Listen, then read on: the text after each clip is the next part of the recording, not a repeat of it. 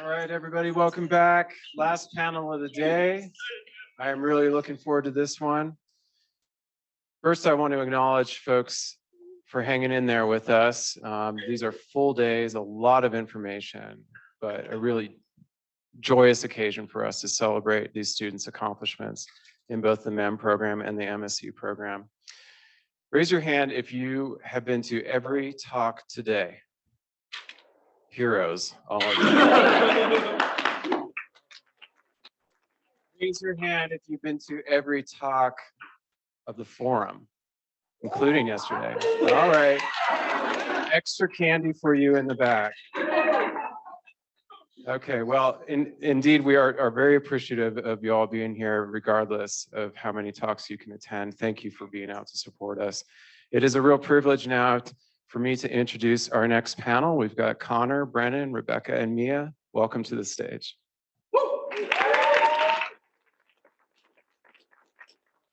Thank you guys for being here. Last panel of the day, second day. So we're all tired, but we really appreciate you guys being here. Our panel is titled Game Cans and Rangelands, Water and Wildlife Resource Management in Powderhorn, Colorado. I'm Brennan, this is Connor, Rebecca, and Mia. So to start off, we're gonna wake everybody up. We're gonna need a little participation. I can kind of slow my thunder, but that's okay. So raise your hand if you know a rancher. Nice. That seems like less than I would thought, but that's okay. Raise your hand if you've ever seen a mule deer. There we go. And raise your hand if you've seen how low Blue Mesa has been, or any other reservoir. There we go. All right, we're all awake, we're all here. So although we humans tend to think we're understanding the world around us, there are many questions still unanswered about nature and the world. We are continuously learning new things about living things and ecosystems that add to our collective knowledge and improve the way we interact with nature, use resources, and build resilience in the face of climate change. Even as we attempt to understand more things about our world, climate change is altering ecosystems and impacting plants and animals at an alarming rate. Over the past 30 years, on average, temperatures have risen 2 degrees in Colorado and are expected to continue. Increasing temperatures are drying these lands in a process called aridification. This causes Colorado's natural water storage, snowpack, to melt sooner in the spring, causing low water levels and decreased soil moisture in the late summer and fall. In the Gunnison Basin, increased temperatures in the 21st century are expected to reduce average annual water runoff by 10 to 25%, negatively impacting wildlife, ecosystems, and the humans that depend on them. To address climate change and improve resilience for both landscapes and the flora and fauna that depend on it, we need to understand how these systems work and develop plans to better utilize our resources and build resiliency in these ecosystems. Our master's projects are aimed at improving our knowledge of wildlife and lands and to better manage the landscapes to adapt to climate change, build resiliency, and effectively utilize resources. You might click on the slide.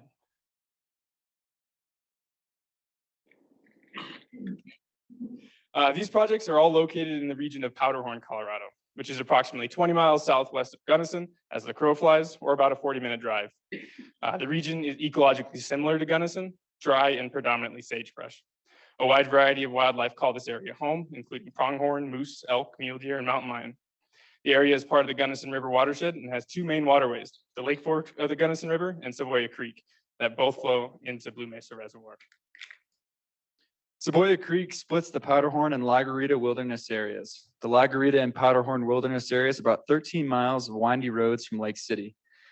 The wilderness area are separated by County Road 50, Mill Creek, and Deer Creek. Deer Creek feeds into Deer Lakes, which is one of the many camping areas. The wilderness areas are popular for fishing, hunting, mountain biking, and skiing. More pertinently, mule deer and elk migrate through the Powderhorn and Lagarita wilderness areas, making it an ideal place to use camera traps. A tributary to Savoia Creek is Goose Creek, which has its spring-fed headwaters on the south end of the properties Rebecca, Brennan, and myself performed our projects. Historically, the land has been used for ranching and continues to be used for this purpose today. However, the uses of this land in this region have grown to include various forms of recreation. The properties that our projects took place on have experienced this change and require dynamic solutions to solve the problems of the past to ensure the enjoyment of the land will be present in the future.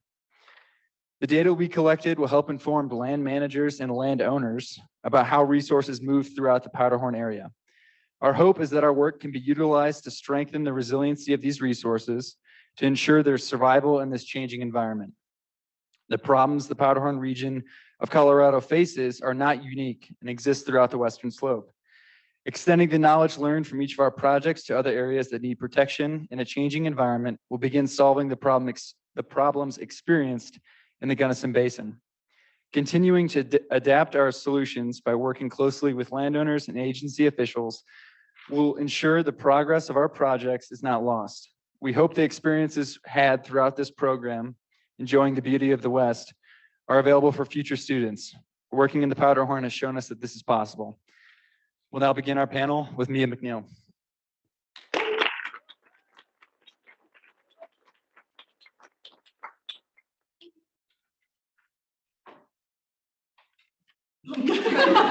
Hello, everyone. My name is Mia MacNeill, and I'm here to talk to you about my project comparing GPS collars to camera data through the fall migration of ungulates. Pictures. They're a commonplace item in the modern world. As we all know, a picture is worth 1,000 words. This is especially true of camera traps, which allow researchers to capture images of wildlife in a set location. Camera traps have been applied to a variety of research. However, they're not being fully used in migration research. Migration is an important part of many species' annual life cycles. Ungulates rely on migration to follow the growth of vegetation for the best nutritional content from spring to winter habitats and back. Traditionally, researchers use GPS collars to study migration.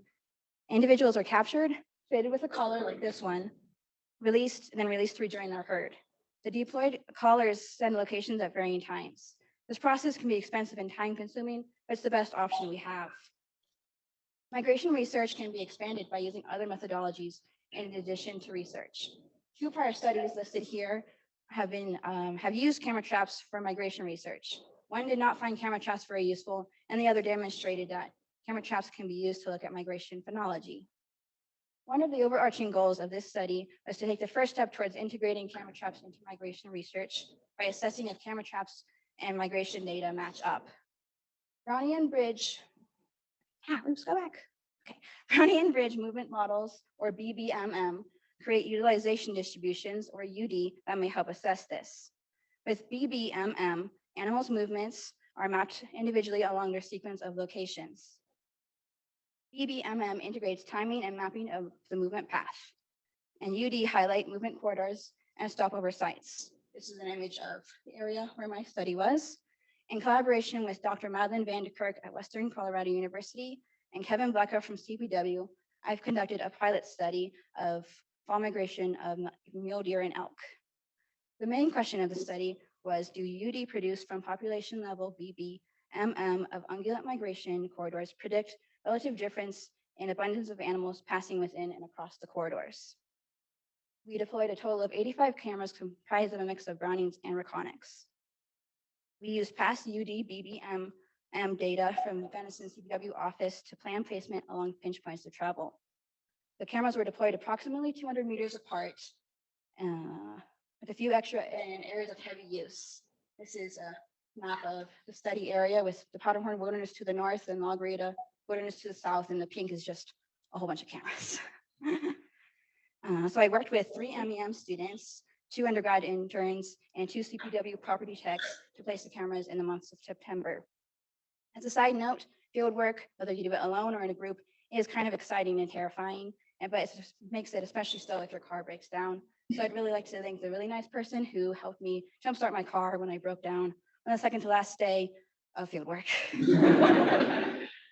So back to the project. The number of individuals seen will confirm whether cameras record the same intensity of use as the GPS collars indicate.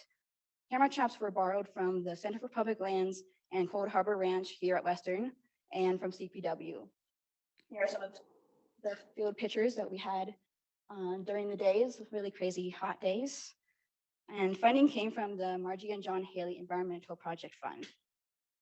Placement of the cameras was close to the road to stay out of wilderness areas as mandated by law. The cameras were placed in a mix of Willow Creek areas, forested areas, and open areas in a variety of directions except south to prevent sunspots in the images.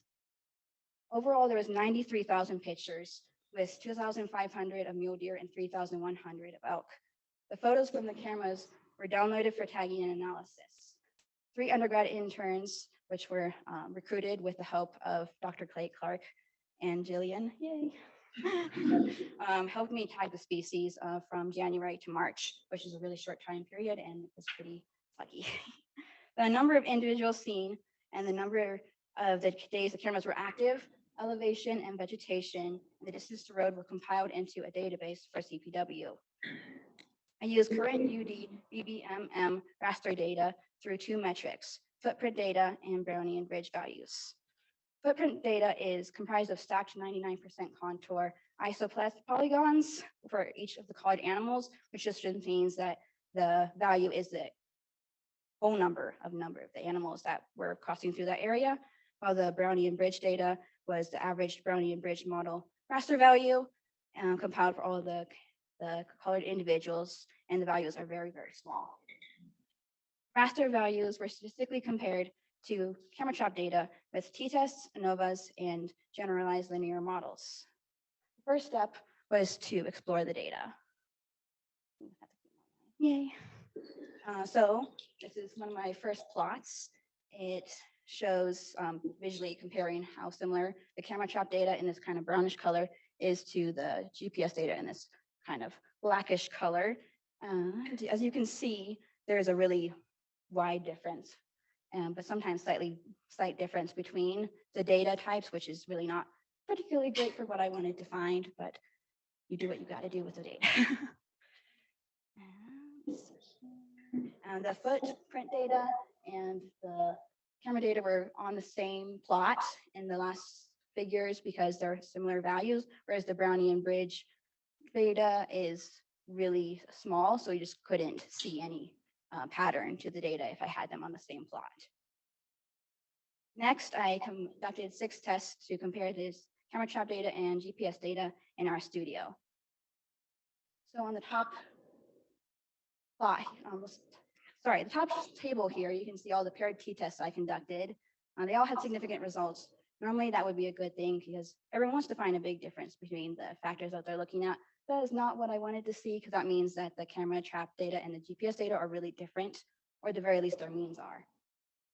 And then at the bottom here, I compared the deer and elk camera data just to see if the cameras were getting similar amounts of each of the species. And the result was not significant, which means that they did capture similar amounts of the species, which is good because the camera trap placement could have been skewed towards one of the species rather than both of them. And then next, I conducted some ANOVAs to compare camera trap data and the GPS data to see if they differed by vegetation. As you can see here, there's a lot of text, but the gist of it is that most of the results were not significant. So the cameras and the GPS data didn't actually differ by vegetation, which doesn't really help figure out why there's such a difference between them. However, the deer and elk footprint data does differ by vegetation. This is interesting, but it is not really relevant to my study, so I didn't really look into that any further. At the top over there, you can see that the elk camera data and deer camera data didn't differ by camera type, and that's really good because that means that the fact that I used both Brownings and Reconyx was not a problem for the results. And then the last of the tests were the generalized linear models. On this first page, I just have the elk GLMs with X's under the covariates that were important for that particular model. It could be vegetation, elevation, distance to road, camera trap type, and footprint or Brownian bridge information. And as you can see, there are a lot of X's under the vegetation, elevation, and distance to road columns, but overall the results are pretty mixed. In this next slide here are the deer results, and there are a lot of X's under distance to road, but it is even more mixed than the last one is. Only 3 out of 15 of the models indicated that camera traps and the GPS data were important to each other.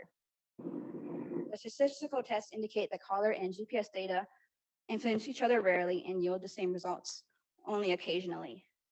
And they don't seem to indicate particularly similar patterns for the most part either.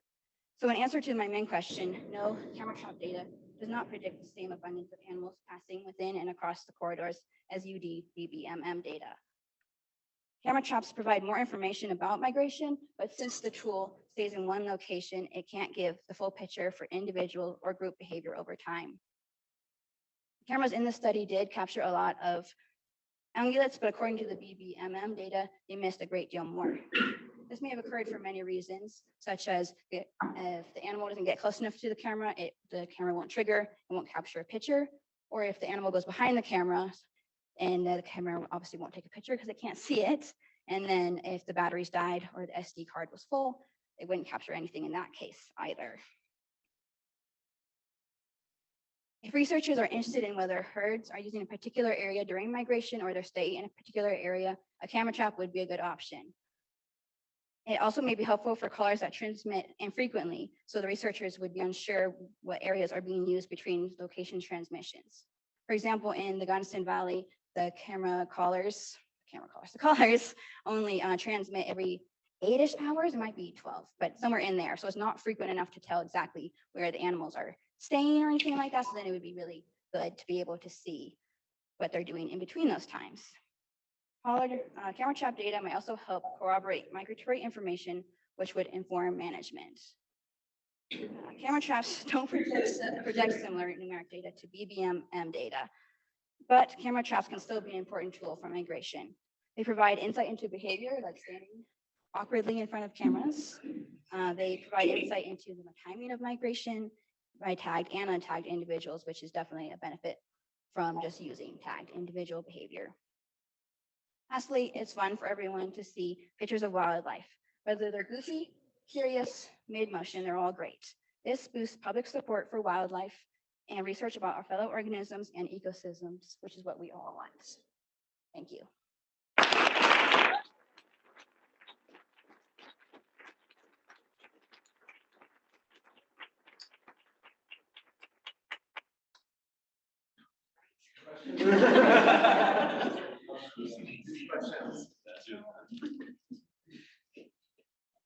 Yes. The most surprising animal that you caught on your camera? So the question was, what was the most surprising animal I caught on the camera? Let's see here. I was surprised by how many moose there was. I mean, people were telling me as I was going there that there was a lot of moose, but I was really surprised how many there actually were. I saw a pine marten that was really fun. And then there was that bobcat picture, which you saw. Everyone was really hopeful that it was a Canada lynx, but alas, Melissa, it was not, as far as I could tell, because I don't really know anyway. But it didn't really get close enough, so you couldn't really tell what it was. That was fun to see. You said you had 93,000 photos. It was over, but How many of those didn't have any animals? I don't remember how many of them, but it was way too many. The cameras, when I went to go collect the SD cards, if they had over 5,000, but like slightly less than that, but it was over 3,000, let's say, then it was probably just vegetation blowing in the wind. And I stared at that for days. Because obviously there could be something, so I wasn't going to leave it. It was very sad. Thank you, Mia.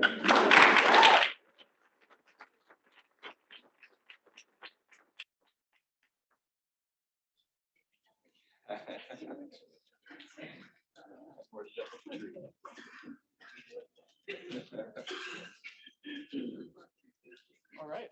Hi, my name is Brennan Jordan, and my project is titled Characterizing Mule Deer Overwintering on Private Ranch Land.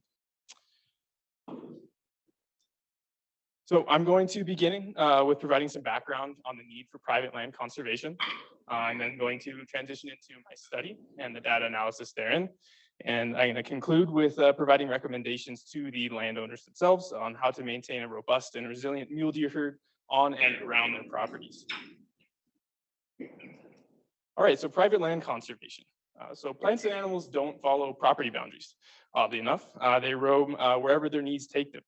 Management agencies are able to study and conserve the public lands that they own and manage, but in a place like Colorado, where 60% of the land is privately owned, it is up to the private citizens to manage the flora and fauna on their own properties or partner with an agency. Regarding mule deer, 95% of their critical winter habitat is located on private land. Winter is a time when these deer are most vulnerable, so it's imperative that these private landowners maintain quality habitat to ensure that overwinter survival. So mule deer, they're considered to be browsers in their diet, as opposed to elk or cows who are grazers and focus on large amounts of low quality food. Mule deer will eat a diverse array of grasses, forbs, and shrubs to meet their nutritional needs. So where an elk or a cow would opt for a big bag of chips, mule deer would be more interested in the options of a charcuterie board. Mule deer are also migrators. Generally speaking, they like to occupy higher elevations in the summer when the snowpack reveals the grasses and forbs that they like to eat. And then they move to lower elevations during the winter. These winter ranges are generally in areas that offer protection from winter storms and offer sustainable sources of the twigs and sage they focus on in the winter. These locations are also popular with humans, as they are good places to build farms and ranches. That's why we see that 95% overlap between private land ownership and critical winter range. So my study aimed to record group size, location, and activity of mule deer overwintering on private ranch land in Powderhorn, Colorado. I plan to use this information to understand what the deer are utilizing throughout the property, but also what they're not. Ultimately, I've compared this data to different covariates that I'll get into later to determine how to best maintain the integrity of this mule deer herd. So from January to March of this year, I would drive Highway 149 out towards Lake City and past the southern portions of the property to observe the southern pastures. And then I turn around and head up Goose Creek Road and drive to the northern portions of these properties. When I saw a deer or a group of deer, I would record the time, location, size of the group, and their activity, whether that be feeding, drinking, traveling, or bedding. I'd record this data using Survey 123 because it pairs very nicely with our GIS Pro. And then I would upload this data. I do that offline and then upload it once I go back into service. So here's a map again of the properties. That's Highway 149 there to the south, and then Goose Creek Road that heads up the middle. One takeaway from this map I'd like to have is that it's kind of that predominantly sagebrush habitat, but there are sections of mixed conifer, aspen, and juniper trees as well that'll provide some shelter for deer. And then this is a heat map of the data I collected overlaid on that previous map. The yellow is representative of high density of deer, whereas the blue is a lower density of deer. The southeast corner as well is a hotspot. There were always deer hanging out there just about every time I went out. And we can also see that most of these locations are located in the sage area, but they are right up against those, the timber there, because that sage provides the forage and the timber provides the cover that they need throughout the year, especially in the winter time. So when the data was being collected, the driving question always was what is being used? That is, what parts of the properties were the deer utilizing? Why were they utilizing it? And why weren't they utilizing other sections of the property?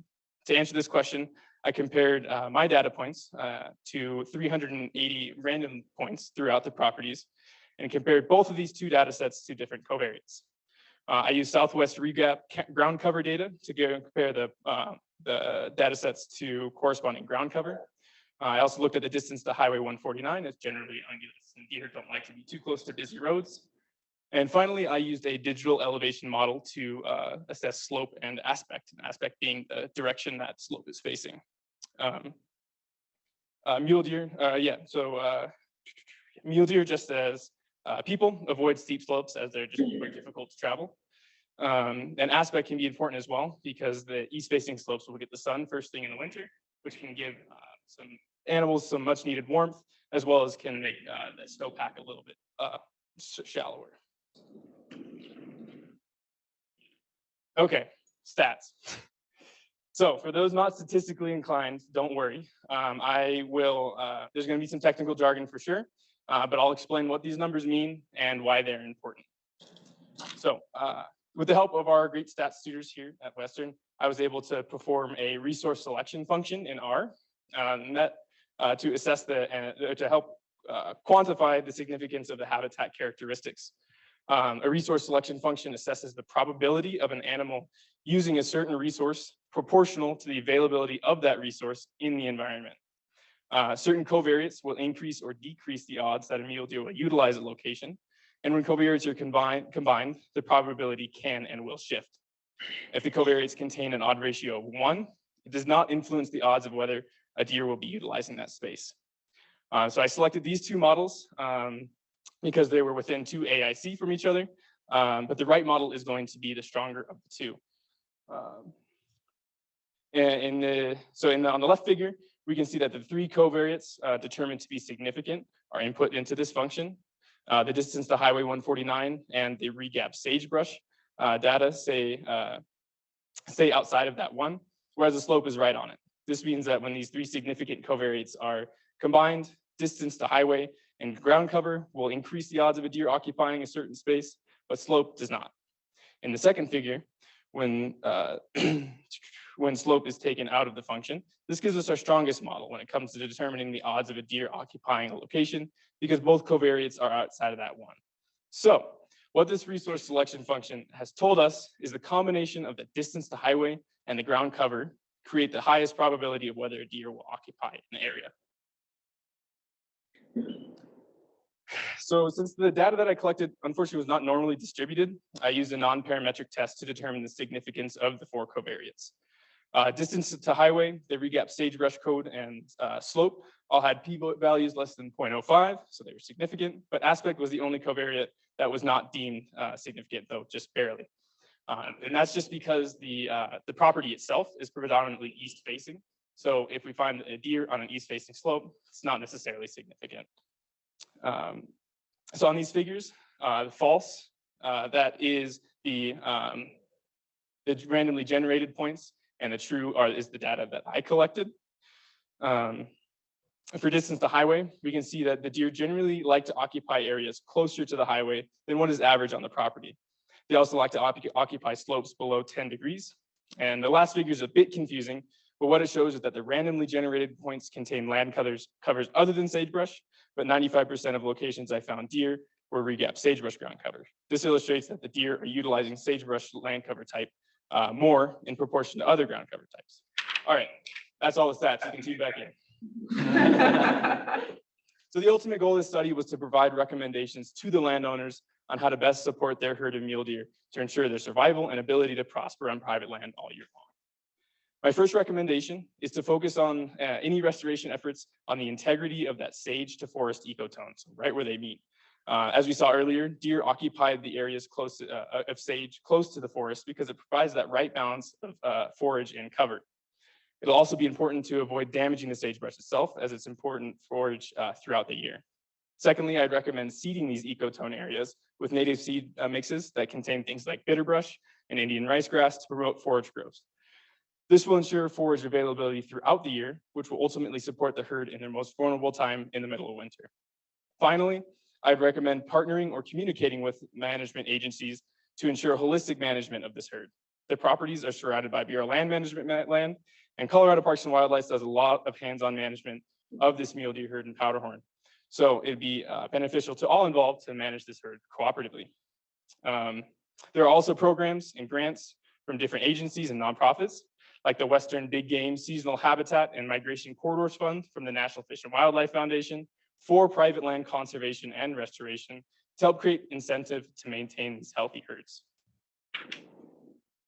So finally, some acknowledgements. First, Dr. Michael Russell, my advisor.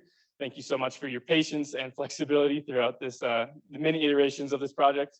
Dr. Madeline Vanderkirk provided a fantastic wildlife perspective on this project. My community sponsors and landowners, Brad Worsham and Tom Ladd, thank you so much for the opportunity to perform some research on these beautiful properties. Dr. Garrett Smith and Philip Crossley helped me with GIS, and Tim Andrews made the statistics a reality. Thank you to my partner, Claire Launcer, for being patient with me and also going out and looking for deer on those cold days. And Brennan Boyd for going out and looking for deer on those cold days. And also, yeah, the School of the Environment, the Marjorie and John Haley Environmental Project Fund for keeping the gas in the truck to get me up there. All my MEM colleagues and everyone in the audience today. And finally, I want to thank the properties themselves. They are fantastic. In a previous iteration of this project, I had put out camera traps to assess the diversity of fauna on the property, and I saw some amazing things. There were mule deer, of course, some elk, moose. My favorite is this little baby coyote dragging away a deer leg. You can barely see it. But Powderhorn area is very special, and I feel very lucky to have been able to do this project. So thank you.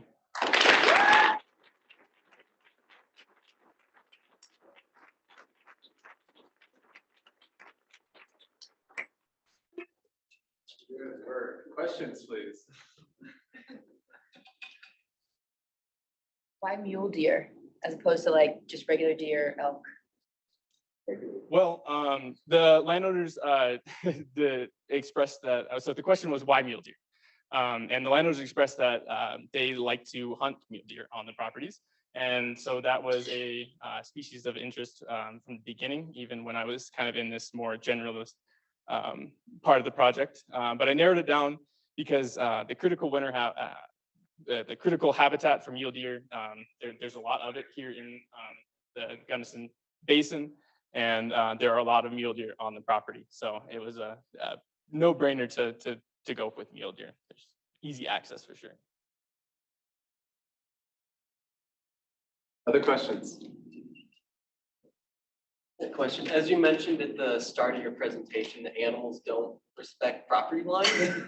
I'm curious how you would go about kind of replicating or kind of like implementing results from this project on a broader scale to get more of that like kind of holistic management that you're talking about right at the end. If you could just kind of elaborate on that a bit. Yeah, so let me see if I can understand the question. So kind of how can the research I did on the smaller scale be expanded to a larger scale to have a more holistic? That's a great question. There are definitely some things I would have done differently with this, with the way I collected data. I think there are areas that it can be streamlined and areas that it can be expanded pretty easily. So I don't necessarily think that the data I collected and the way I collected data is necessarily scalable, but I do know that Colorado Parks and Wildlife does a lot of, like I said, hands-on work with this particular herd, and also a lot of work with like critical habitat in general. So yeah, I guess I don't really know is going to be the answer on how to make it more scalable, but it's never bad to be out assessing the health and size of these herds. So yeah, sorry I can't answer that question all the way. Great, thank you so much, Brennan.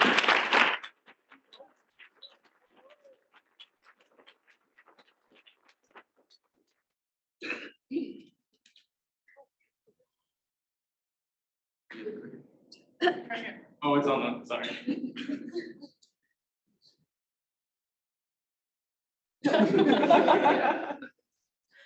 Thank you. My name is Rebecca Briesmoore, and I'm going to talk today about my project, Water Management in Powderhorn, Colorado on private land. So first, just a little overview of what I'm going to talk about today. I'm going to talk about the needs assessment for this project and how it came about.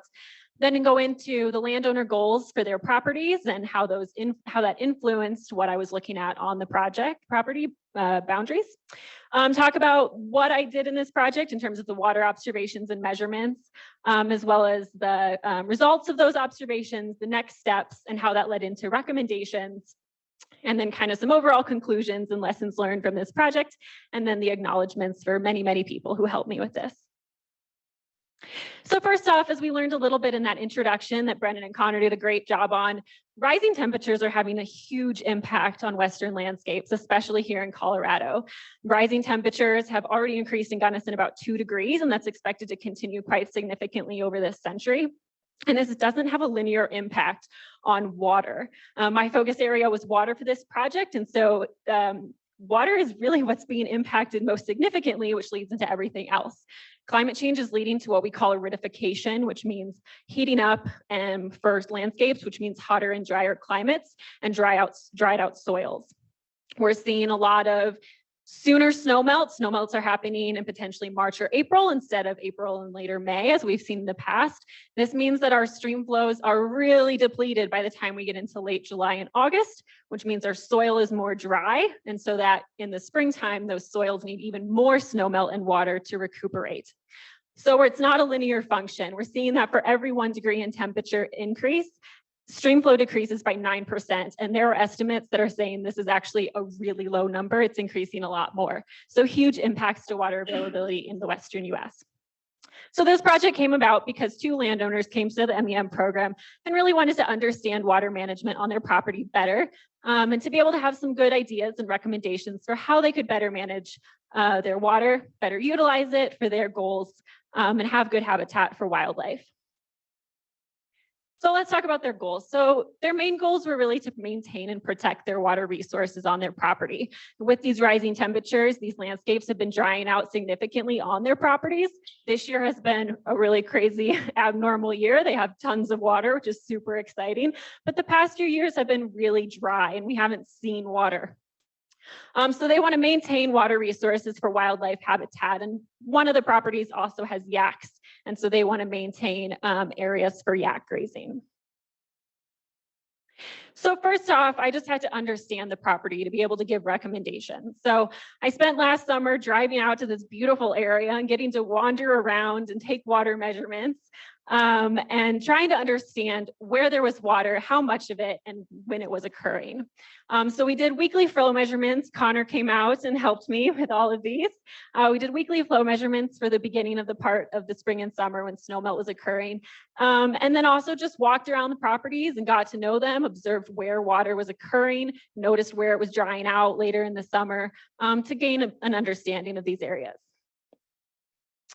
So with this data, we did compile hydrographs. We missed a little bit of an early peak. It was a really early peak last year. We've had a much colder spring this summer, or this spring, so it'd be different. But we were able to gauge how much water and when it was occurring, and also just observe what was happening. One of the properties has flowing water, so it has 12 different springs on the south side of the property that basically feed water to the entire property. It's a really cool system. The spring water flows through the meadow, downstream through a large lake, and then goes through a stream corridor. The other property doesn't have running surface water, but it has a lot of groundwater reserve. We noticed that it had a lot of welling up groundwater in the wet meadow area, which hasn't been a wet meadow recently, but has a really high groundwater table and a lot of groundwater resources. So the next steps were to compile all of this observational data, information that the landowners shared with me, literature review and research, and compile a list of recommendations and best management practices for water management on the property. I have to really thank Dan Olson and Brandon Miller of U.S. Fish and Wildlife and the NRCS. They were instrumental in helping me put together some of these recommendations and came out to the property with us one day and did a walkabout to come up with some good ideas. And so compiling all of this, I created a water management plan for these properties. So let's talk about the recommendations. I had 4 areas of recommendations. The first was in regards to the springs. Second, for the stream corridor. Third, groundwater management. And last, a dam on the property with lots of groundwater. So the first recommendation was in regards to springs. As I mentioned, the one property had flowing groundwater. It's not a lot. It's not a ripping river like the Gunnison is right now, but it's a little trickle of water that goes through the property through ditches. And these springs are really, really fragile. Springs in Colorado are super important to water resources. We have a lot of groundwater in Colorado, but these springs are super fragile. If you put vehicles through them or if you allow livestock to dig around in them, they can be damaged and potentially never have flowing water again. So I recommended that these springs be protected by putting a fence around it and excluding vehicular traffic and cattle, livestock, yaks for their property. Second, I also recommended that the landowner file for water rights. Here in Colorado, we operate on a system of prior appropriation water rights. And if you do not have the legal right to use your water on your land, you can lose the ability to legally use the water. So I recommended that he file for legal right to use it. Third, I recommended that he has this wooden structure here downstream of the springs that's to hold back some water. But as you can see, it's really difficult to manage water with a wooden structure that's just a board. So I recommended that he take that out and put in a tee box to allow for water to flow in 2 different directions. He can make it flow in one direction into the meadow when he's irrigating, and then have it flow in the other direction in the fall to replenish a wetland area when he doesn't need that water for irrigation. And last, I recommended that he construct a berm downstream of all these springs with a head gate to control water flow, basically just to slow down water and to recharge that whole wetland area and the spring area during times of the year when he doesn't need the water to irrigate, which basically leads to groundwater recharge and soil moisture recharge. Next, for the stream corridor. So this is at the other end of the property. That water flows all the way down into this really nice stream corridor, kind of a riparian area. And I recommended that he change a couple berms that he has right there in that stream corridor. They're kind of like really, really mini dams. You can see right here, there's a lot of water flowing over top of this berm, and it was leading to some erosion issues. And eventually that water moving over the top of it would erode away that berm. So I recommended that he install a different outlet structure. The one he has currently isn't really working. That he install an agri-drain to have better management over how that water leaves the berm or the pond. And then also put in a spillway on top with some rocks so that if there is too much flow, it can go over top and not erode. And then I also recommended that he add additional berms. These are a really great way of slowing down water, as I mentioned, and recharging the soil and the groundwater. So I recommend he add these throughout the stream corridor to really recharge the soil on his property. So now let's move to the other property, which has these 2 beautiful ponds. This is one of them, the front pond on the property, early one morning.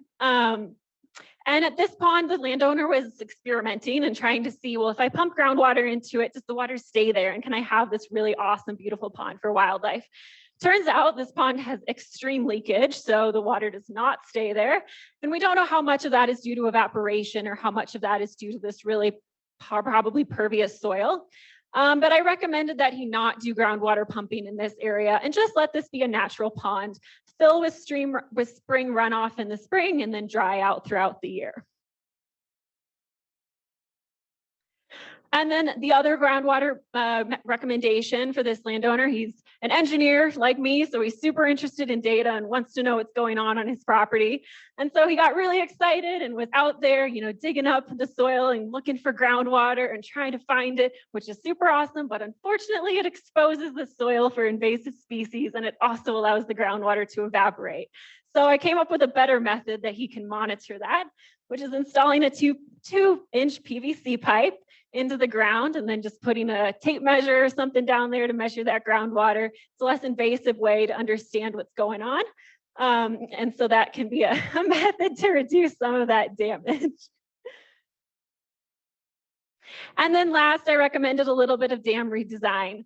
He has this dam on the other pond, which right now is full, but I never saw it full last year. But it does have some pretty inconsistent water levels. It kind of varies from being really low to being a few feet higher, which means that he can't establish vegetation here. And this would be a better pond for wildlife if there would be some vegetation, and it doesn't need to be that deep. So I recommended a redesign where he lowers that dam, constructing a spillway instead of an outlet structure, which is creating a lot of erosion issues, and just redesign that dam a little bit with seeding to minimize invasive species coming in. In conclusion, we know that rising temperatures are going to continue to impact these ecosystems, and it's just really important that we manage our water super effectively for all of our uses. Colorado has a lot of need for, everyone needs water, but Colorado depends on it for tourism, for agriculture, for municipal and industrial, and we need to use what little we have the best we can.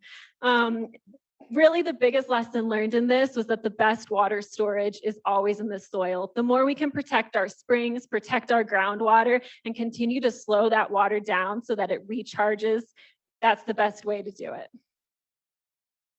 And then, as I said, I had a lot of help on this project. Brad Worsham and Tom Ladd were just extremely generous and supported us in every single way. And then we had great agency partnerships with NRCS, Trout Unlimited, Fish and Wildlife Support, as well as Western support from Dr. Phil Crosley and Dr. Micah Russell. So thank you so much to everyone who supported me on this project, and that's it.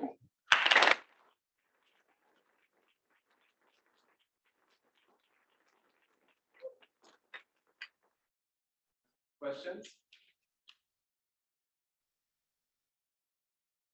Yes, Brad. In light of this year, is there such thing as too much water? Are there any downsides to having the abundance of water that we have this year in terms of the vegetation and things like that? No, although I think people on the Mississippi River right now might say differently. They're also having flooding.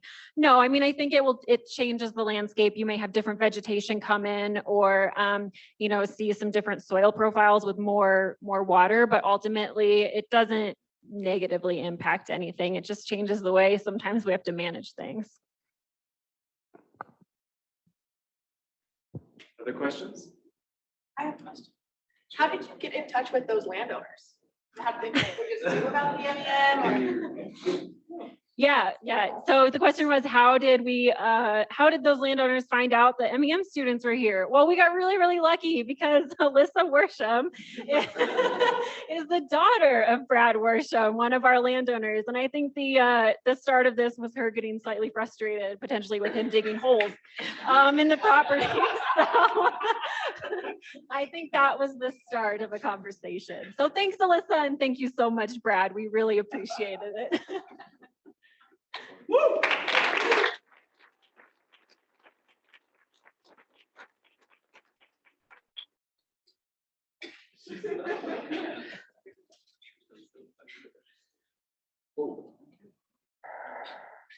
Hello.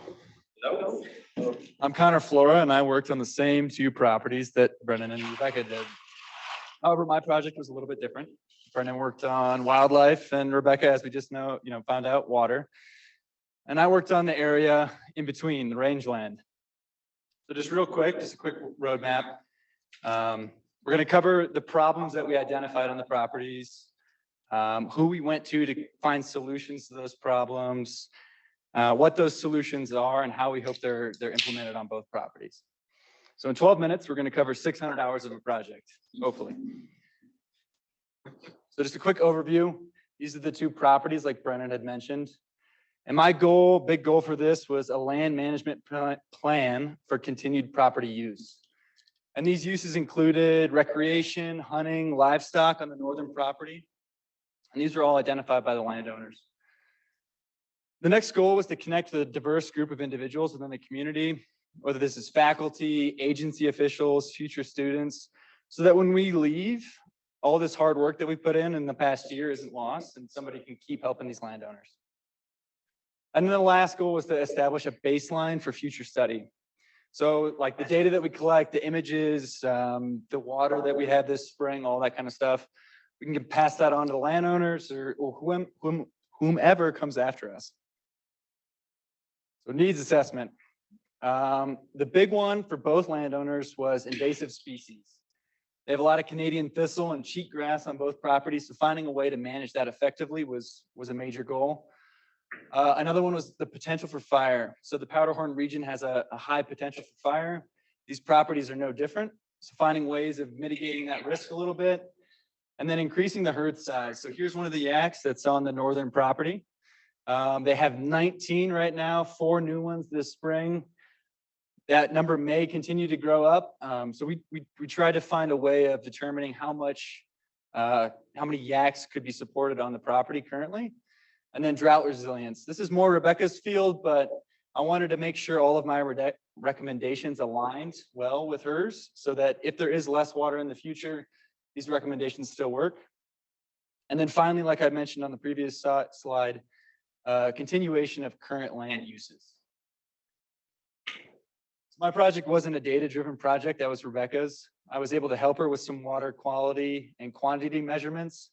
But my big thing that drove a lot of the information and our recommendations were observations, right? So reaching out to the landowners and saying, hey, what was the land like when you bought it? How has it changed? You know, who are your neighbors? How long have they been here? Having a conversation with them, different agency officials that are familiar with the region, that kind of thing. Now, the data that I did collect was drone aerial imagery, and we couldn't fly the entire area. It's just too big, take too long, too much, you know, too many pictures, that kind of thing. But we sat down with the landowners and identified a few areas of interest on both properties and flew those. So these are the results from that drone flight. As you can see, this, you know, couple thousand pictures that we stitched together, it shows the wet meadow area on the northern property. And it's really interesting because it allows us to say, hey, you're irrigating in this way, and this is where the water's ending up, and this is where the grass is growing, correct? So the green areas are where the grass is, the brown areas are where it's not. And that's not always a problem, but for the areas that they tried to irrigate in the past, that the grass isn't growing, we can say with some certainty that there's a more effective way of doing it, right? Also, it's a really great baseline. So for this image, this ditch right here was dug, I think, 2 days before we flew this area. So we have a great baseline of how it might change this summer with extra water and an improved flow. And then we can come back to it in the future maybe and say, you know, with these recommendations, this is how the land's changed in the past few years. Going further with the drone aerial imagery, we were able to calculate the NDVI for a certain part of the property, and that's just the difference in vegetation. It's an index. So on this image here, the darker the area, the more vegetation, the lighter the area, the less vegetation. And it's significant because in this red polygon was a temporary pasture holding about 3 horses, right? And in 1 week, they knocked down about 60% of the vegetation in this area. And this is right next to the stream that Rebecca was trying to protect. So with that less, you know, with having less vegetation, there's more erosion, more sediment getting into the river, and less future grazing, because that vegetation is going to have a harder time bouncing back, potential for more invasives, all sorts of things. And similar effects might be present on different areas within the property. However, we weren't able to fly the entire property twice. So we can't look at the NDVI as effectively as we can here. We lucked out because we had this nice clean break between the ungrazed area and the grazed area.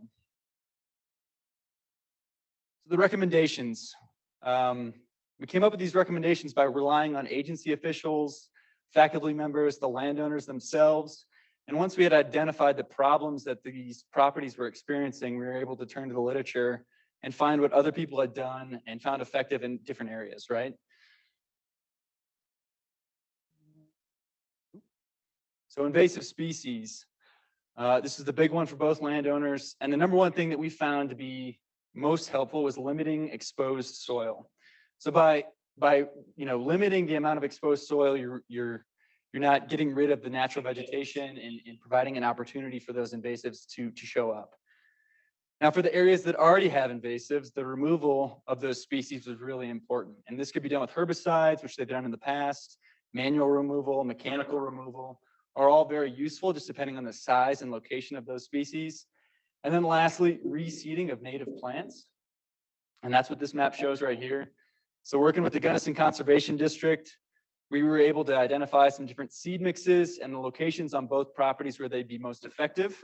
So we're not saying go through and reseed. Ooh, too many buttons.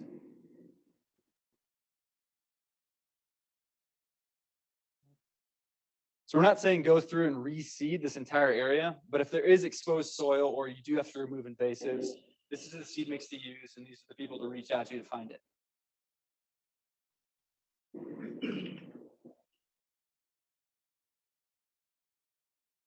We hit it. Oh, there we go. Back one. Thanks. So moving on to grazing. With the 19 yaks that are out there, they have 5 pastures. And in the past, they didn't really practice a lot of rotational grazing. So increasing that just a little bit between these 5 pastures that are already present is going to have a massive benefit to the land and allow that natural vegetation to reestablish itself. Now building off of that, the next recommendation was to rest these overgrazed pastures, right? So this one here saw a lot of pressure last summer, and it's basically bare soil in a lot of areas. So maybe giving that a half a season or a full season to allow that natural vegetation to pop back up is going to really help out the future of each of these pastures. And then the last recommendation was to target less used areas with temporary fencing. So within each of these pastures, there's areas that the yaks don't enjoy as much for whatever reason, whether it's the vegetation there, yeah, shade, water, whatever it may be. By keeping those yaks in that area with temporary fencing, you can have them use that vegetation more efficiently and then move them around that one pasture. So it lengthens the time for each pasture before you have to move them to another one. And the final set of recommendations were for fire management. The biggest thing here was to develop a resilient system. So building upon the information that Rebecca has and Brennan has and I have, to just have like the most resilient system, least amount of invasives, best water management, all that is going to have a great positive impact on reducing the risk of fire. But in the meantime, mastication and fuel removal, and that's what these maps show. All it is the amount of mastication in relation to the distance from a structure. So the closer you get, the more fuel removal and mastication is required. So it's kind of like as the fire approaches, it slows down is the theory, hopefully reducing risk. And then the final recommendation was to not apply a prescribed burn. As we heard from a previous student today, prescribed burns are really effective. I'm not saying that. All I'm saying is we don't have enough information right now to do it safely without risk. We want these landowners to continue to enjoy their property, enjoy their cabins, whatever it may be. If we burn it down, that's a problem. Communications. So Rebecca and I had a great opportunity this fall to go to a conference and kind of workshop our ideas up until that point and get some feedback. It was really useful. We took this and went to more individuals on Zoom calls and got even more feedback, plenty of site visits with different people, even more feedback. And we refined all this feedback and all this information from the literature review into a report, which we provided to the landowners. And what this report is it's basically saying what we completed, how we completed it, and this is what we think you should do in the future. So moving forward, if they want to have another student out there, they don't have to do all the groundwork that we did in the past year. Or if they have an agency official or whomever, they have that information and they understand how we got it. So to conclude, the biggest thing was to develop a resilient system. That's pretty much the common ground between all three of our projects. The next thing was to identify solutions that control change in the landscape. We know the landscape's going to change, but if we can control its change, we're the better for it. Whether that's invasive spreading or maybe the water going to areas that actually need it, that kind of thing. And then finally, work closely with agency officials for best management practices. Things are going to change in the future. The landowners may not be, up to date on the next best strategy, whatever that may be. So keeping that relationship that we've built in the past year is really going to benefit them in the long run as things change and need to adapt. So just to acknowledge a few people real quick, Brad and Tom, thank you so much for your kindness and support. My advisor, Dr. Michael Russell, thank you so much. My team, Brennan and Rebecca, and some agency individuals. So Jesse Cruthrop of Trout Unlimited, Brandon Miller of the U.S. Fish and Wildlife Service, Dr. Phil Crosley of Western, Brian Stevens of the BLM, and Dan Olson of the NRCS. Couldn't be done without you all. So thank you so much.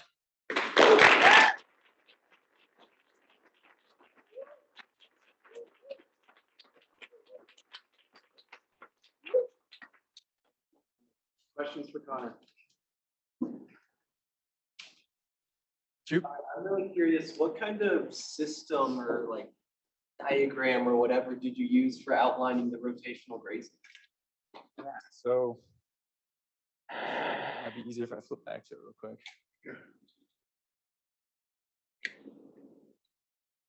So this was made with Dan Olson, and basically what his recommendation was is to eliminate the wetland, wet meadow areas, right? And that's going to benefit Rebecca's project and also the preference of the yaks. So when we went out there last summer, the grass in the wetlands was maybe 12, 18 inches tall, and then everywhere else it was exposed soil. So kind of eliminating those allows us to get a more accurate assumption of how many usable acres there are in each pasture, so we can explain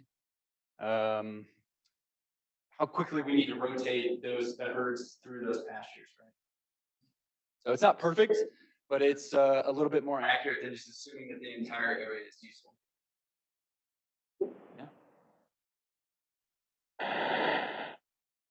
Other questions? I was wondering also on this slide, how the yak are getting from, or like how close are these areas to each other and how the yak are getting from one to the other? So I believe every single one of these areas shares a boundary with one another. So it's very easy to move them back and forth, and they've since added a sixth pasture. I haven't been out there just due to snow to accurately map it, but yeah, it would be, about the size of that green one now. So they have more area. So hopefully, with rotational grazing, the impact will be lessened. Yeah. Well done, Connor.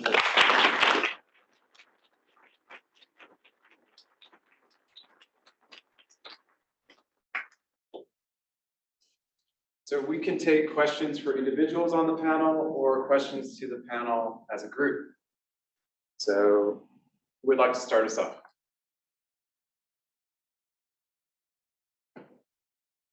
Please. What would be your recommendation for for new projects on this property? What would you recommend for going forward? I would recommend consulting with the landowners first. Good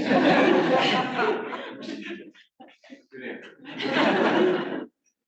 But seriously, what else do you have in mind? What would you?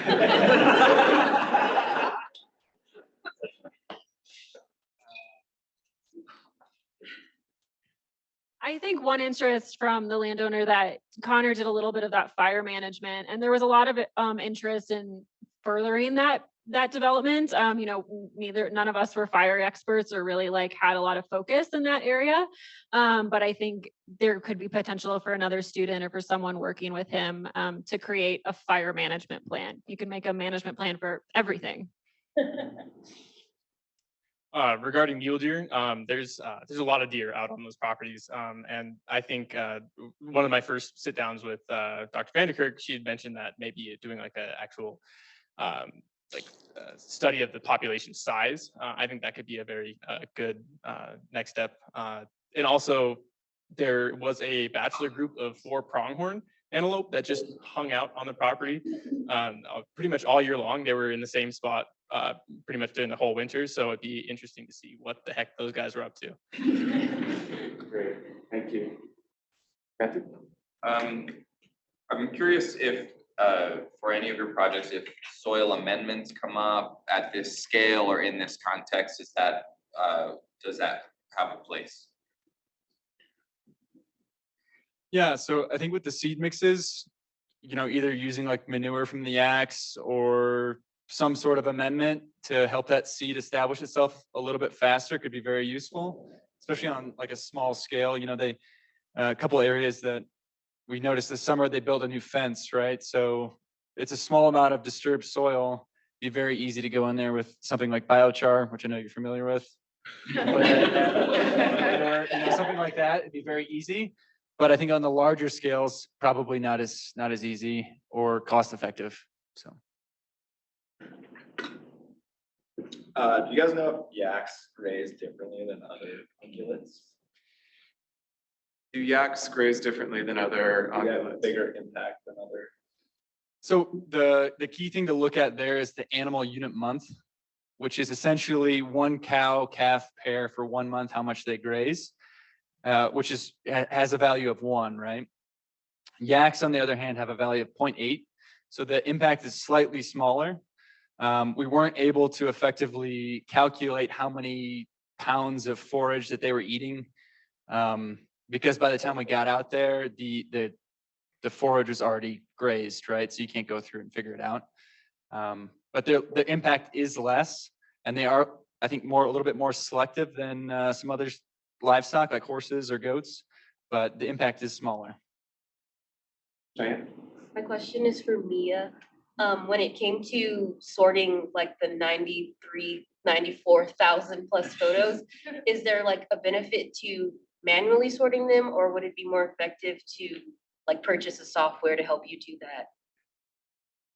So the question was, when it came to sorting the pictures, if it was better to do it manually or if there'd be a benefit to getting a software. So I was talking with Madeline about it. She's my mentor, and she said that there really wasn't any of the software out there that seemed that they would be really good enough kind of thing. And then of course I really love looking at pictures of animals. So I was like, that sounds good enough to me. And then so basically I didn't really look into getting a software would be the short answer. I really wanted to look at the pictures myself, and then I had undergrads come and help, and that gives great research experience. I started out doing tagging photos when I was an undergrad, and I really loved it, and that's how I got here. There was a question over here. Please, Brad. Question for me, I wondered if there are any particular camera traps that show high concentration of elk in late October, early November timeframe. So mostly, when I was talking with CPW and Madeline, I wasn't really supposed to disclose particular information about particular traps. And that was the reason. I mean, obviously my map was very beautiful. It was all pink and green, but I had a image that I was using to place the cameras, and there were, obviously large concentrations of mule deer. It was closer. It was closer to the Spruce campground, and then the rest of it was farther away towards that was the elk, or closer to Sungolian Pass. But beyond that, I really couldn't say. Smart. Sean, did you have a question? I was just curious for the whole panel, all of your projects were very site specific. And I'm just curious, what do you all feel like were kind of your biggest insights or knowledge that you're going to carry forward for the rest of your life as you're working on different sites? So the question was kind of what to take from the projects. The original version of my project was going to be 2 sites, and I asked for only 40 cameras, but I got up to 85 in the end. So that was really cool. And I really wanted to be able to do the 2 sites, but we couldn't get permission to go to the second site, so I wasn't going to go break and enter. Empty as it was. And so obviously my project was really, really site specific. If I had the chance, I want to continue doing research. And that's what my next steps would be, to continue. And I really love migration. So that would be really cool to do that. I love animals. So it's kind of hard. It's really important to keep pursuing your passion, I guess. The important thing. I think one of the biggest things I learned actually was that you can make a plan, but then you should keep thinking about it. Because what I did when I was planning camera placement was I was just going to go off of what the camera number was. I'm like, I'm not messing with what the camera number already says, because it came from CPW, said this is camera number 120_1. I'm like, cool, that's good enough for me. But then that's just not specific enough for figuring out where the cameras were. So then I ended up renumbering everything. It was just a hot mess trying to figure it out. So definitely keep adapting your plan. I would say remember that conditions very wildly. I never saw this property with that much water, and now all of those ponds are full and there's water running everywhere. And so, yeah, remembering that things always change. I never thought that there would be that much water. Turns out it can happen. Yeah, one of the things that brought me to this program was kind of science communication. My background is in archaeology, so I don't really have that much wildlife experience. So being able to do my own data collection and research design, and then get into how to write scientifically, while still being able to communicate that in a digestible way. I think that was a challenge, and is something that I'm definitely going to be carrying forward. I think for me, just keeping an open mind. When I got this project close to 18 months ago, I had no interest in livestock, invasive species, or fire management. I was really interested in wetlands, and still am. But now I have this wonderful opportunity, or had this wonderful opportunity, to try out some new things, meet some really interesting people, and kind of push myself into uncomfortable situations where, I might be, talking to somebody that's an expert, and they're like, how did you get this position? Like, you don't know what you're, so I think keep an open mind and kind of roll with it. And yeah, I don't know. Any questions? Other questions in the room, please? What kind of amphibians did you guys see out there? I was out there last week. We saw some frogs. I don't know what type of frogs, but frogs. Salamanders. The salamanders and the ponds. Oh, salamanders too. Yep. There you go. Okay, any other questions? Brennan? For Rebecca specifically, due to the craze in the Gunnison Valley with LTPBR restoration methods, is there opportunity for these activities on the range? The range, what do you mean? Is there opportunities to use low-tech process-based restoration on the range itself to address the wetland and water resources? Yeah, so the question was, is there an opportunity to use low processed, low processed, low tech, sorry. Low tech process-based restoration on the property. Yeah, like 4 months ago, I would have said, no, there's not enough water out there. Now I would say, oh yeah, maybe you could implement that out there. So conditions change. Other questions? I'll take the opportunity to ask a little bit about water rights, since you mentioned that. You mentioned like there's some kind of procedure that you're advising to do. Can you share a little bit more about like the procedural aspect of like what you mean by that, going into as much detail as you feel comfortable with? Yeah, so the question was, what's the process for water rights that I recommended for this landowner? It's a really complicated process tied up in engineering, legal, all kinds of things.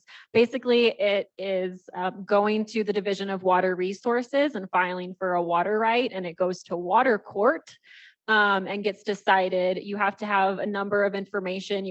The water can only be used for certain things. So if you have a water right for, say, livestock, that doesn't mean you can use it for, like flowing downstream for fish. So you have to put in all of this information, and it goes through water court, and you get a water decree, and that is your water right. It's very complex. We have time for one more. Anyone else?